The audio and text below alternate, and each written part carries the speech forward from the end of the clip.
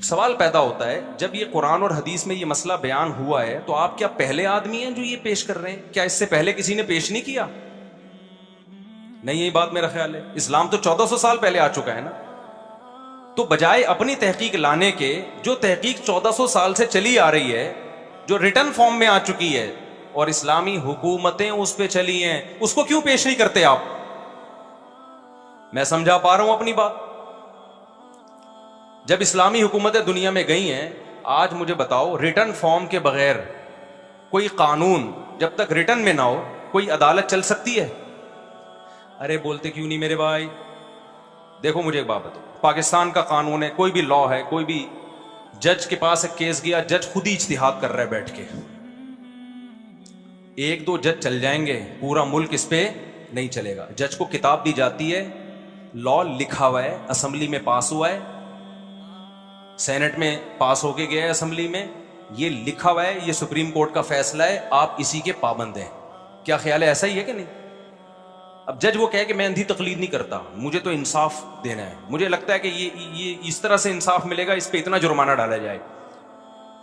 تو گورنمنٹ ججوں کو کیا کہے گی؟ گورنمنٹ کہے گی آپ پہ ہم نہیں چھوڑ سکتے، یہ کام پہلے ہو چکا ہے. جب انگریز آیا برطانیہ میں تو ریٹن فارم میں لا دے کے گیا نا. کیا خیال ہے بھائی؟ تو بھائی یا تو اس کو فالو کرو یا اسلامی لا کو فالو کرو. اسلامی لا بھی ریٹن فارم میں پہلے سے موجود ہے، ہم کوئی اب تھوڑی پیدا ہوئے ہیں. پہلے ہماری بنو امیہ کی حکومت تھی، پھر بنو عباس کی حکومت تھی، اندلس میں خلافت تھی، پھر ہماری حکومت تھی خلافت عثمانیہ، اور پھر ہندوستان میں ہم نے 1000 سال حکومت کی ہے. تو کیا گھاس کھا رہے تھے ہم لوگ وہاں بیٹھ کے؟ کیا ہو گیا میرے بھائی؟ کیا کوئی ریٹن میں لا تھا ہی نہیں ہمارے پاس؟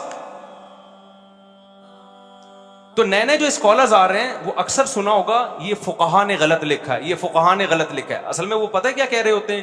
یہ جو اسلامی لا ریٹن فارم میں آ رہا ہے نا صدیوں سے، یہ غلط ہے، یہ قرآن و سنت کے خلاف ہے. تو وہ قرآن و سنت کے خلاف نہیں ہوتا، ان کو اپنی ایک نئی رائے مارکیٹ میں لانی ہوتی ہے. میں ایک مثال دے کے آگے چلتا ہوں. دیکھو قرآن مجید میں اللہ تعالیٰ نے 3 آیتیں ایک ہی مقام پہ فرمائی. وَمَن لَّمْ يَحْكُم بِمَا أَنزَلَ اللَّهُ فَأُولَٰئِكَ هُمُ الْكَافِرُونَ. جو اللہ کے حکم کے مطابق فیصلہ نہیں کرتا یہی لوگ کافر ہیں. دوسری آیت اسی رکوع میں وَمَن لَّمْ يَحْكُم بِمَا أَنزَلَ اللَّهُ فَأُولَٰئِكَ هُمُ الْفَاسِقُونَ. جو لوگ اللہ کے حکم کے مطابق فیصلہ نہیں کرتے یہی لوگ فاسق ہیں. تیسری آیت اسی رکوع میں وَمَن لَّمْ يَحْكُم بِمَا أَنزَلَ اللَّهُ فَأُولَٰئِكَ هُمُ الظَّالِمُونَ. جو اللہ کے حکم کے مطابق فیصلہ نہیں کرتا یہی لوگ کیا ہیں؟ ظالم ہیں. اللہ نے ظالم بھی کہا، فاسق بھی کہا، کافر بھی کہا. اب میں ایک اسکالر کو سن رہا تھا، انہوں نے کہا کہ ہماری عدالتیں اللہ کے حکم کے مطابق فیصلہ نہیں کرتی ہیں تو انگریزوں کے لا کو چلتی ہیں، لہذا یہ سب کیا ہیں؟ کافر ہیں نا. قرآن فتویٰ دے رہے فَأُولَٰئِكَ هُمُ الْكَافِرُونَ. تھوڑے بہت مسلمان جنت میں جا رہے تھے، وہ بھی کہاں چلے گئے؟ اچھا پھر جو کافر کو کافر نہ مانے وہ بھی کیا ہوتا ہے؟ کافر ہوتا ہے نا. دیکھو امام حنیفہ کا قول ہے، مشہور قول ہے کہ کوئی شخص نبوت کا دعویٰ کرے نبی کے بعد، کوئی اس کے پاس تحقیق کے لیے جائے نا کہ یہ نبی ہے یا نہیں، تو تحقیق کے لیے جانے والا بھی کافر ہے. وجہ اس کی ہے کہ ختم نبوت میں شک کیوں ہو رہا ہے اس کو؟ ختم نبوت کا عقیدہ تو تواتر سے ثابت ہے نا. اسی وجہ سے علماء کا فتویٰ ہے کہ جو قادیانی کو کافر نہیں سمجھتے وہ بھی کیا ہیں؟ ہاں کوئی اس بیس پہ نہ سمجھ رہا ہو کہ اس کو قادیانی کے عقائد نہیں پتا، لیکن جب عقیدہ پتا ہے کہ وہ مرزا غلام احمد ملعون کو پیغمبر سمجھتے ہیں، نبی کا جانشین اور وارث سمجھتے ہیں، اس کے بعد بھی ان کو کوئی کافر نہیں کہتا، اس کا مطلب وہ ان کے نظریات سے متفق ہو گیا نا. اب یہ آیت آج کل کے اسکالرز بہت پڑھ رہے ہیں، مارکیٹ میں آ رہی ہے نا ہر چیز، کہ جو یہ ججز ہیں ہمارے، جو ہمارے حکمران ہیں، یہ قرآن و سنت پہ فیصلہ نہیں کرتے اور واقعی نہیں کرتے، اس میں کہ دو رائے ہو نہیں سکتی ہیں، لہذا یہ سب کیا ہیں؟ کافر ہیں. اور جو مولوی ان کے خلاف آواز نہیں اٹھاتے وہ بھی کیا ہیں؟ جو ان کو مسلمان سمجھتے ہیں وہ بھی کیا ہیں؟ لوگ کہہ رہے ہیں، میں نہیں کہہ رہا بھائی، وہ بھی کیا ہیں؟ کافر ہیں. اب علماء اس کا کیا جواب دیتے ہیں؟ بھائی یہ آیت آج نازل نہیں ہوئی ہے، یہ جب نبی کے دور میں نازل ہوئی تھی اس وقت کیا تشریح کی گئی تھی اس کی؟ صحابہ، تابعین، ائمہ اربع اور جو اسلامی لا مرتب ہوا ہے اس میں اس کی کیا تشریح تھی؟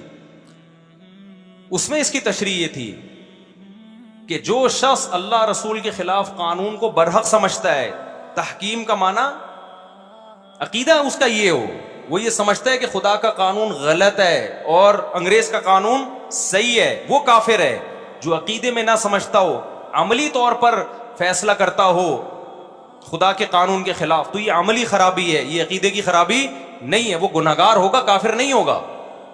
اب جج جو عدالتوں میں قرآن و سنت کے خلاف فیصلہ کرتے ہیں، اگر جج کا یہ عقیدہ ہے اور جج کو پتہ بھی ہے کہ قرآن و سنت کے خلاف فیصلہ کرنا یہ غلط چیز ہے، لیکن میں اس لیے کر رہا ہوں کہ میں حکومت کے قانون کا پابند ہوں، تو وہ کافر نہیں ہو سکتا وہ، کیونکہ قرآن میں، حدیثوں میں یہ مضمون بہت ہے کہ نبی صلی اللہ علیہ وسلم نے بڑے گنہگار کو بھی مجازن کافر کہا ہے۔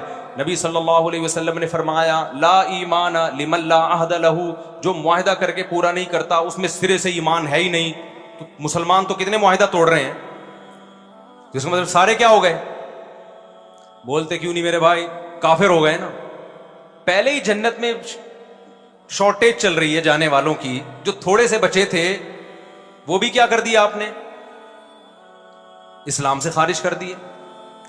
لیکن جس نے پراپر وے میں فقہ پڑھا ہو، اسلامی قانون پڑھا ہو، پراپر وے میں حدیثیں پڑھی ہوں، تو اس پہ فقہا ڈسکشن کرتے ہیں کہ قرآن و سنت میں کفر کا لفظ دو قسم کے کفر میں استعمال ہوا ہے، ایک کفر اکبر اور ایک کفر اصغر۔ جیسے شرک کی دو قسمیں، شرک اکبر، شرک اصغر۔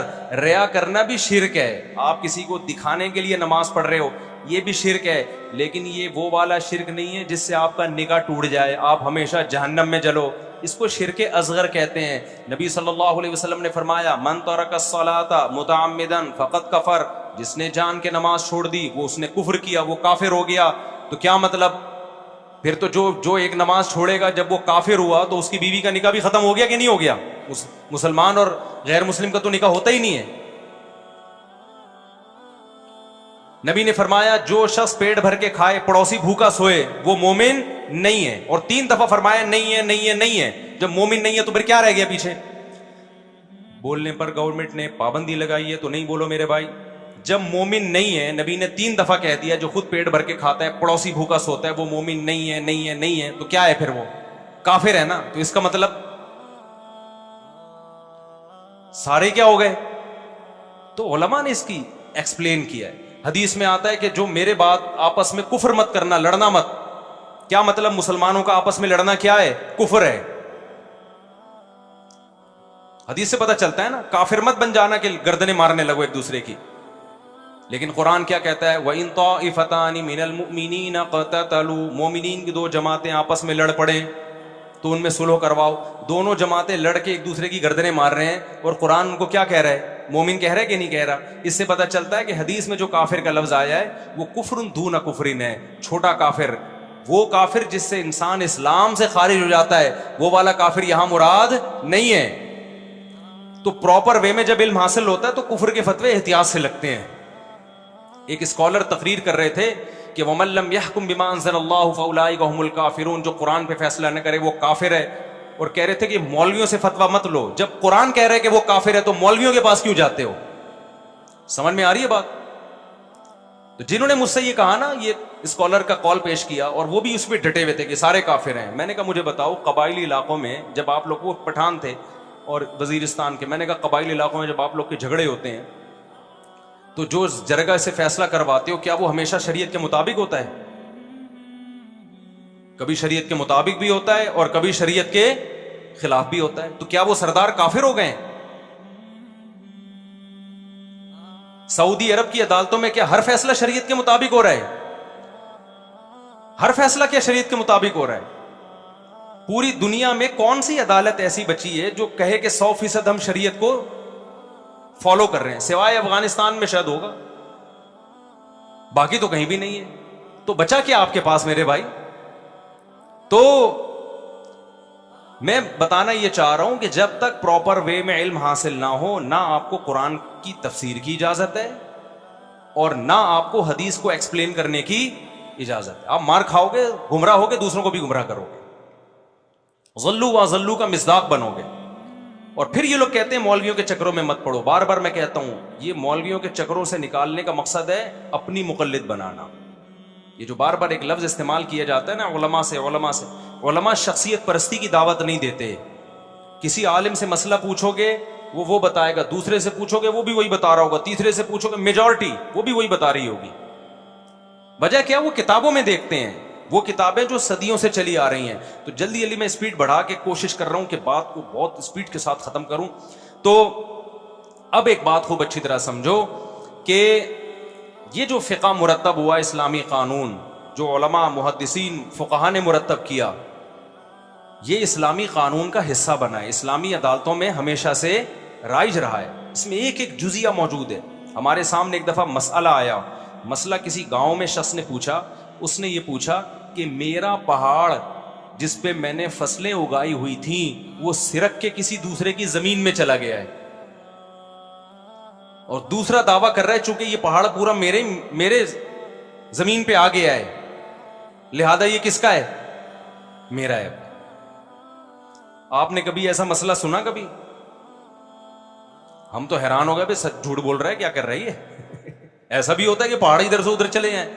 اب وہ پہاڑ واپس تو اپنی زمین پہ زلزلہ آیا ہوگا یا کچھ ہوا ہوگا, اب ایسا تو ہو نہیں سکتا پہاڑ لے جائے. اب آپ کہاں سے جواب تلاش کریں گے اس کا؟ اگر اس کو مٹی پہ قیاس کرتے ہیں تو آپ کی مٹی اڑ کے دوسرے کی زمین میں چلی جائے تو وہ کس کی ہے؟ وہ دوسرے کی ہے نا. کبھی ایسا دیکھا آندھی آئی ہو اور آپ کی اتنی کلو مٹی اٹھ کے وہاں چلی گئی, آپ کو 2 کلو مٹی تمہارے پاس آئی ہے واپس کرو, وہ کہے گا یہ کچھ میری زمین ہے تو مٹی کس کی ہے؟ جہاں سے بھی اڑ کے آئی ہو میری. تو پہاڑ بھی تو مٹی کا ہی تھا وہ.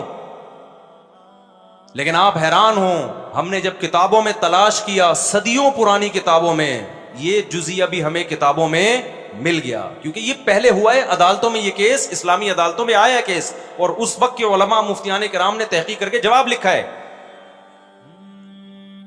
اب جس نے پڑھا ہوا ہوگا وہ جواب دے گا, جس نے نہیں پڑھا ہوگا وہ پھینکے گا بیٹھ کے. وہ نئی تحقیق مارکیٹ میں لے کر آئے گا جو تحقیق پہلے ہو چکی ہے. سمجھتے ہو کہ نہیں سمجھتے ہو؟ تو عربی ادب پڑھا جاتا ہے, پھر فقہ کی کتابیں پڑھی جاتی ہیں. وہ کتابیں جو آج سے 1200 سال پہلے لکھی گئی ہیں, وضو کے حکام, زکوٰۃ کے حکام, روزے کے حکام, وراثت کے حکام, نکاح کے حکام, طلاق کے حکام, آج کی نہیں, کب لکھی گئی ہیں؟ 1200 سال پہلے, بلکہ 1300 سال پہلے. امام ابو حنیفہ کے شاگرد نے جو کتابیں لکھی ہیں نا, آج سے تقریباً 1250 جو اسلامی قانون انہوں نے مرتب کیا تھا. اور کمال کی بات ہے وہ کتابیں یورپ کی یونیورسٹیوں میں بھی پڑھائی گئی ہیں اسلامی قانون کو سمجھنے کے لیے, عدالتی قانون کو سمجھنے کے لیے, جس کے خلاف آج کل کے اسکالرز بہت بول رہے ہیں.